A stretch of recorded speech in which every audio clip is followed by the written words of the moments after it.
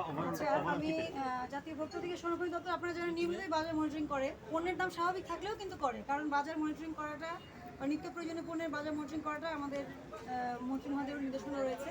তো সেই বিষয়ে আমরা কিন্তু ডিমের উপরে গত 2-3 দিন বিশেষ অভিযান পরিচালিত হয়েছে এবং ডিমের দাম কিন্তু কমে গেছে। আজকে আমরা সর্বোচ্চ 50 টাকা, 150 টাকা ডজন দেখেছি সর্বোচ্চ। এবং আমরা কিন্তু এমন না যে শুধু কারণ বাজার দেখেছি, আমি কাঁঠালবাগান বাজারে ওখান থেকে গাড়ি দিয়ে আসতে আসতে কিন্তু আমরা কিন্তু ছদ্মবেশেও অনেক জায়গায় আমরা ভেরিফাই করেছি যে যারা কিনে নিয়ে যাচ্ছে ডিম ওরা আসলে কত টাকায় কিনছে। আসলে এক দুইজনের কথা মাথায় নিয়ে তো আসলে ওভারঅল আমরা একটা জেনারেলাইজেশন করতে পারি না, এটা একটা বিষয়। তো ডিমের বাজার আল্লাহর রহমতে এখন ঠিক হয়ে গেছে, আমাদের মনিটরিংটাও আমরা যথাযথভাবে যথাসময়ে করেছি।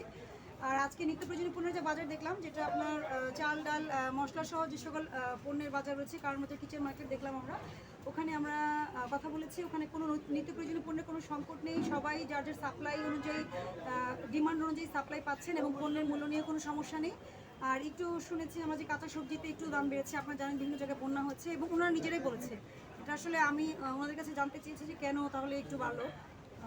40 টাকা করেও আছে কেজি ঢেঁড়স, যেমন তারপরে পটল 40 টাকা কেজি, কিন্তু যেগুলো একটু বেড়েছে বললো যে ওনারা কিছু এলাকায় বন্যার কারণে এটার একটু প্রভাব রয়েছে। আর পেঁয়াজ দেখলাম আমরা গত সপ্তাহের তুলনায় কিন্তু বা ঈদের পরে কিন্তু দাম আর বাড়েনি পেঁয়াজের। আমরা ফরিদপুরের পেঁয়াজ দেখলাম, পাবনার পেঁয়াজ দেখলাম, মোটামুটি স্থিতিশীল। আর আলু যেটা বলছেন আপনি, অবশ্যই আপনারা জানেন যে আমাদের মহাপরিচালক মহোদয় যখন যেভাবে প্রয়োজন, সেটা যদি রংপুরে যে হয়, সেটা যদি বগুড়া যে হয়, আমরা কিন্তু নিয়মিত এটা মনিটরিংয়ের